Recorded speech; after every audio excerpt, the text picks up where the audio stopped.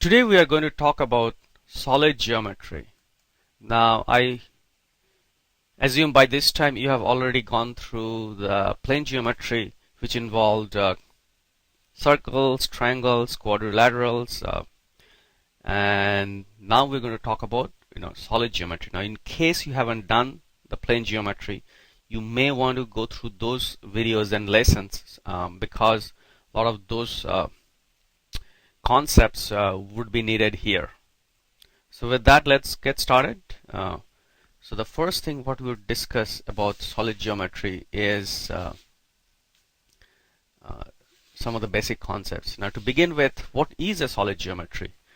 Now to answer that, it's as it follows from the word solid, means it involves solids. So for example, what we dealt in the plane geometry was circles and triangles. So let's draw a circle here. So let's say in plane geometry you have dealt with let me choose a pen color, black.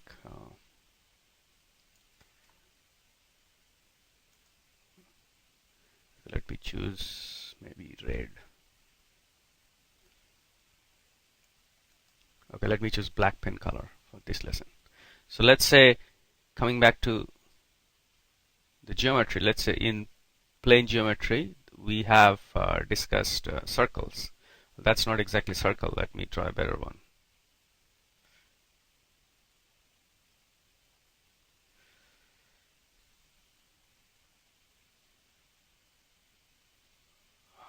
Okay, no luck with this one too. Okay, so let's say we have drawn circles, triangles, and maybe squares. Now this is what? This is plane geometry. Plane geometry. In solid geometry, what we'll do is, the solid version of this is a sphere. I'm not sure how to draw a sphere, but let's assume this is sort of a sphere. In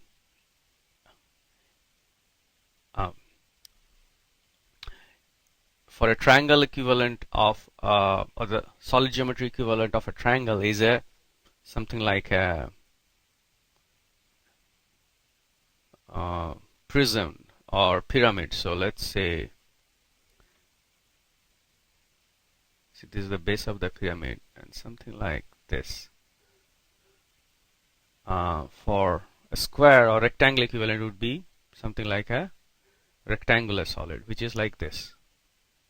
So these are some of the solid geometry shapes, and as you can see that a lot of the properties which are associated with the plane geometry would be very much useful in the solid geometry. For example, if you want to find the area of this, you have to find the area of the square base and multiply it with the height. So a lot of the formulas which you read in plane geometry would be needed here. So that's why I was saying in the beginning of the lesson, so that please go through the lessons of plane geometry if you haven't done so.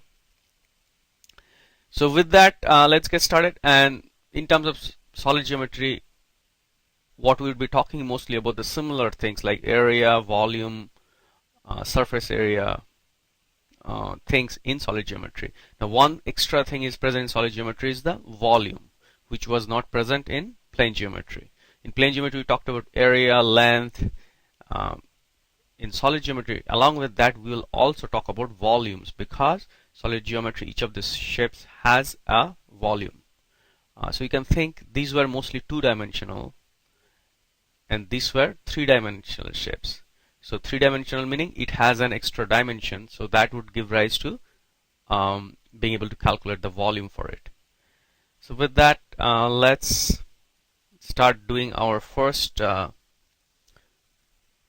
shapes in solid geometry. So we're going to talk about rectangular solid. So here I am trying to draw a rectangular solid. So I started with a rectangle and then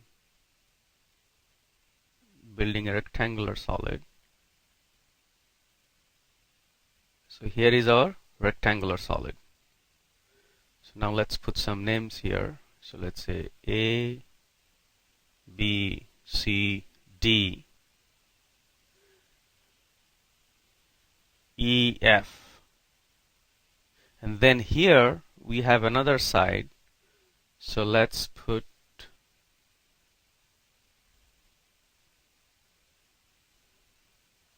the side at the back. So let me draw with a dotted line.